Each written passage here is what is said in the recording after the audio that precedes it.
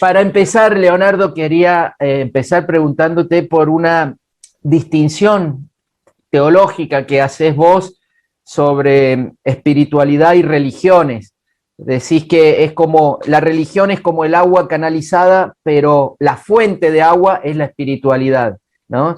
Y quería que ampliaras un poquito eso, que me cuentes si crees que la secularización nos quita un poquito de humanidad a las personas y, y también si crees que solamente volviendo a nuestra dimensión espiritual podemos dejar de ser solamente consumidores.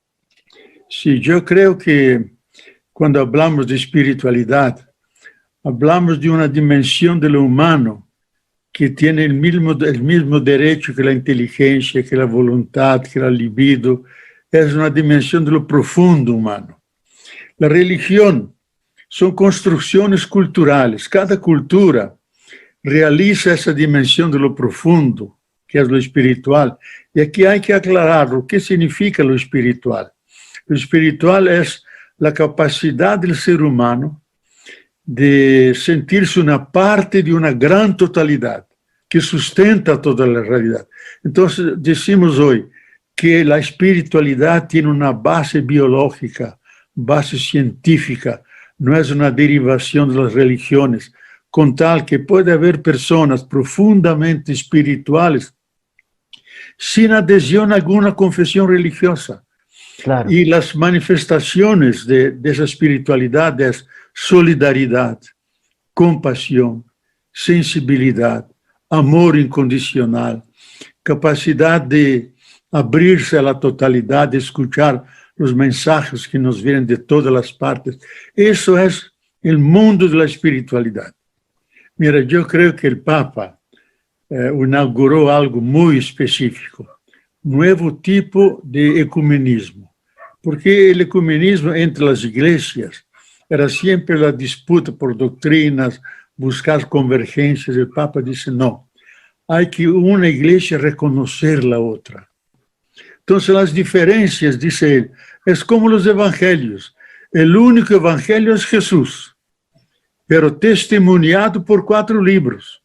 Y los libros son diferentes, uno no es del otro. Y uno acepta al otro.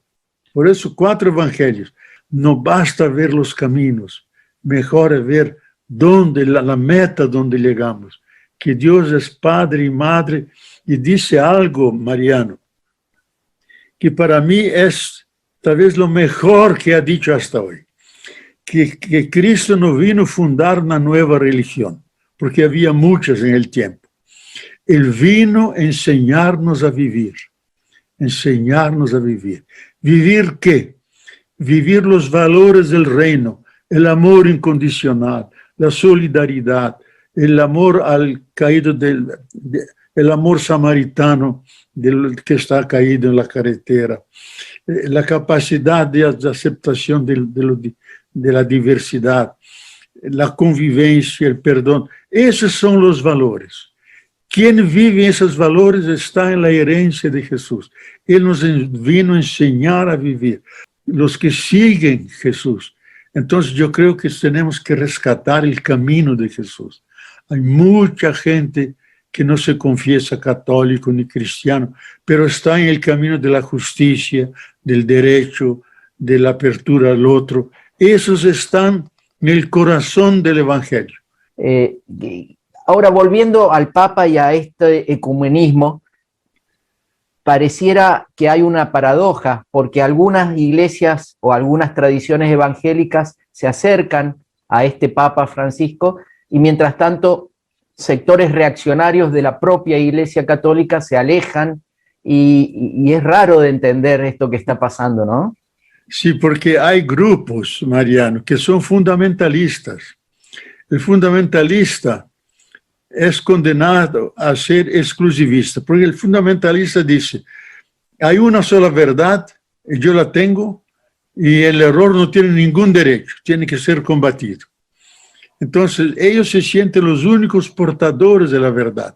No aceptan el diálogo ecuménico ni con las religiones, porque dice, están fuera de la verdad. Y aquí yo creo, Mariano, que hay que recordar el pequeño poema del gran poeta español Antonio Machado. Diz tu verdad, no, la verdad, la tuya, guárdala para ti. Busquemos juntos la verdad, porque si juntos la buscamos, será mucho más plena. Y en ese sentido quería preguntarle, ¿cuál es la diferencia teológica entre liberación y justicia social? Porque el Papa ha aceptado nuevamente la teología de la liberación, pero él viene de otra tradición, de otra corriente que es más argentina, más rioplatense, que es la teología de la cultura, ¿no? Que habla más de justicia social. ¿Es lo mismo? ¿Son dos nombres para decir lo mismo o son diferentes? Mira, como realidad es lo mismo, porque no puede haber libertad y liberación sin justicia social. La justicia social yo diría que es lo más fundamental, porque es el valor mínimo, es decir, la justicia es el mínimo de amor que es debido al otro, que es aceptarlo, acogerlo. Y ya los antiguos decían, la justicia más verdadera es aquella que se hace en función del más débil, del más apenado, del que menos tiene. Darle a él, restituirle humanidad. Eso es hacer justicia. Ese proceso de hacer justicia es liberación. Liberación es la acción que crea la libertad que está negada, que es en un mundo de injusticia. Entonces yo creo que nosotros, Gustavo Gutiérrez, Juan Luis II, los de Argentina, ese que falleció, que era un gran, lo admiraba mucho. Ahí, no, Juan Podestá, no. Carlos Canone, pero es Lucio Gera. Sí. Todos partíamos ¿dónde? Que ese mundo es injusto, es decir, es pobre. Y la pobreza es un empobrecimiento, es una pobreza producida por relaciones sociales, políticas injustas. Partimos de la injusticia social. Y por eso liberarnos para que haya justicia social, que es lo que necesita el ser humano. Entonces yo digo, opción por los pobres, contra la pobreza, que es injusticia, en favor de la justicia social y después la liberación. Claro. Yo me acuerdo, hablando con el Papa Francisco, que su pelea con la vicepresidenta de Argentina, que hacía mucha política social, les decía, hace asistencialismo, lo que necesitamos es justicia social. Por eso yo soy peronista justicialista.